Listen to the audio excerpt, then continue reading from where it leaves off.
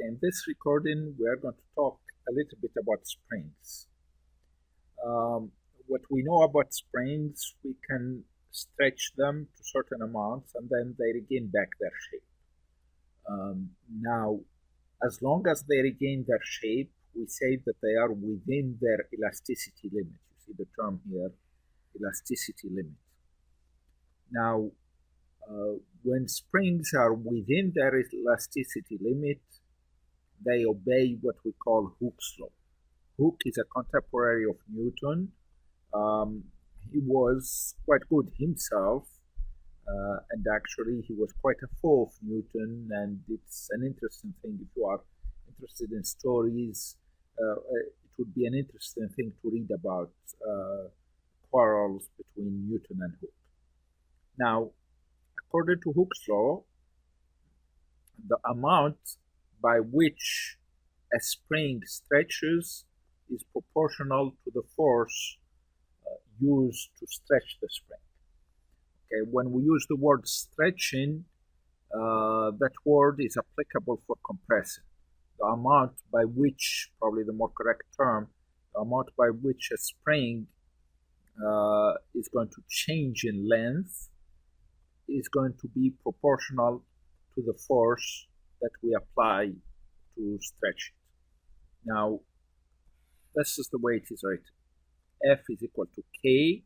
K is a constant times X. X is by the amount by which the spring had been stretched beyond its elasticity limit. The amount by which the spring is either stretched or compressed from its equilibrium position. Now, K is what we call, actually it's supposed to be small k, is what's called the spring constant. It is a constant that's specific to the spring. Every spring is going to have its unique K. It is something that we can measure, we can figure it out, and we'll talk about it in a little bit.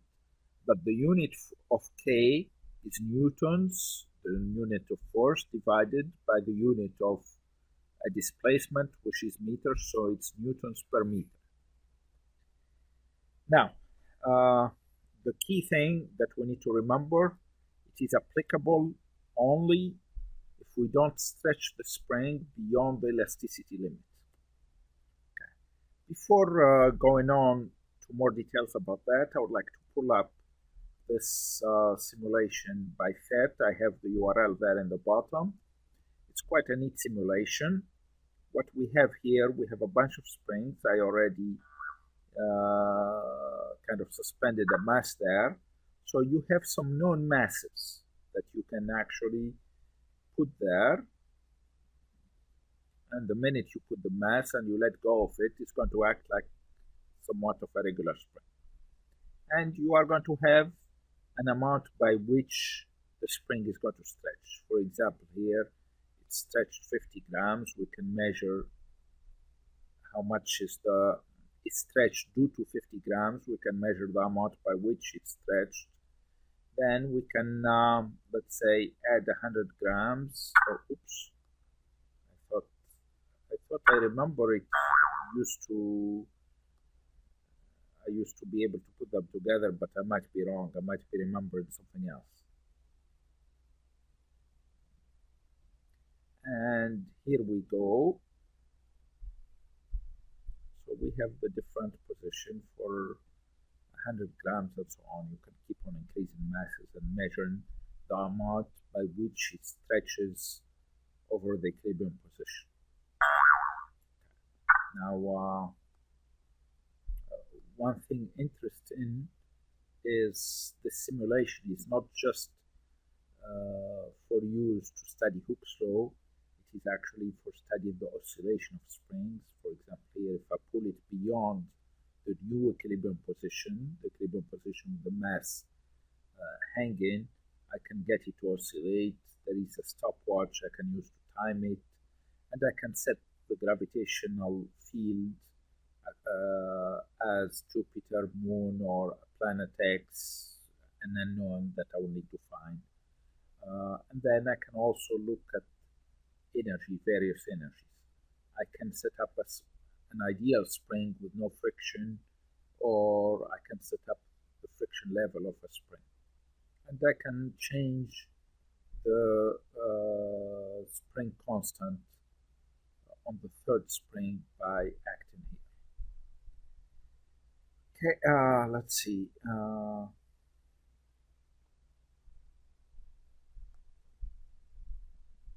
See here, this is what we mean by compression. What I'm saying here, the force exerted to compress it this much is the same as the force exerted to stretch it by the same amount. And that force is given by the constant of a spring K times X, the amount by which we stretch the spring.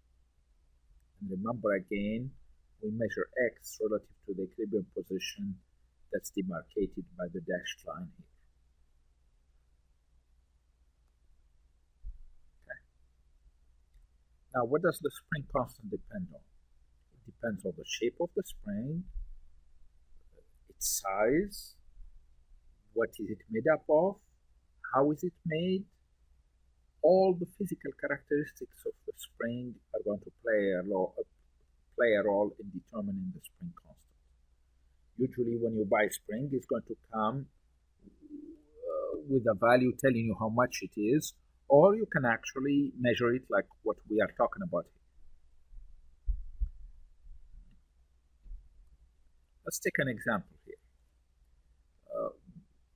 When we suspend a mass of 2 kilograms, a spring stretches by 10 centimeters.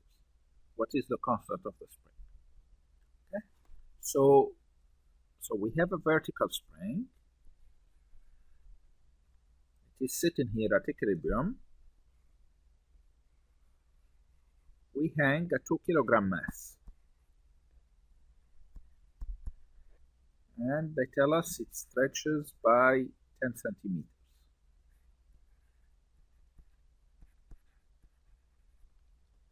Now they're asking us what's the spring constant.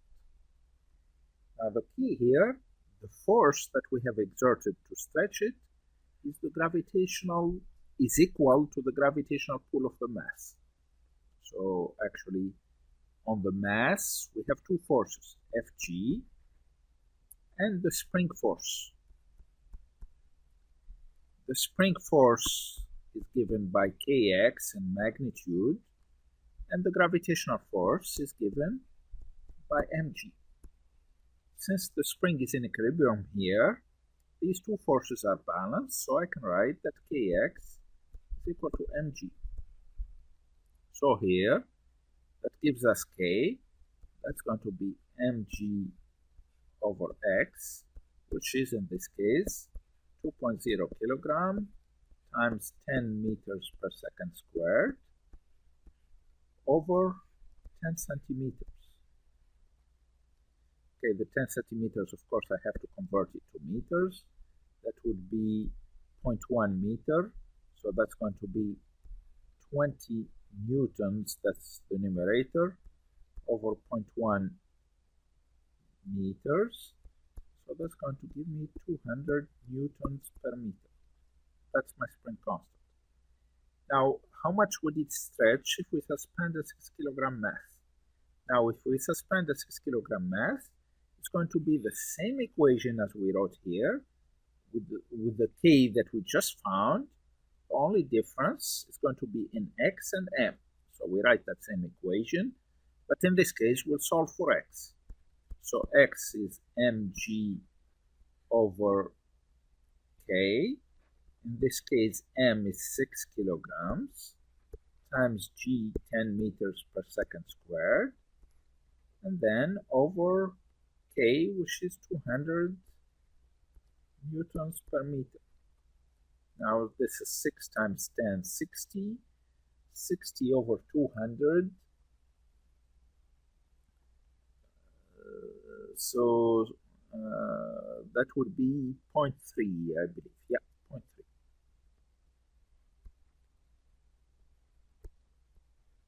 0.3 meters. One thing that I would like you to notice, the 0.3 meters is 3 times the 0.1 meter we had initially. And that's because we have 3 times the mass.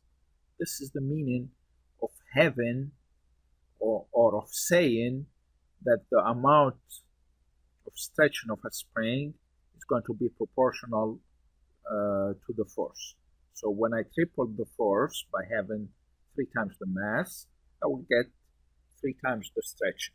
And again, this is applicable only as long as we don't exceed the elasticity limit.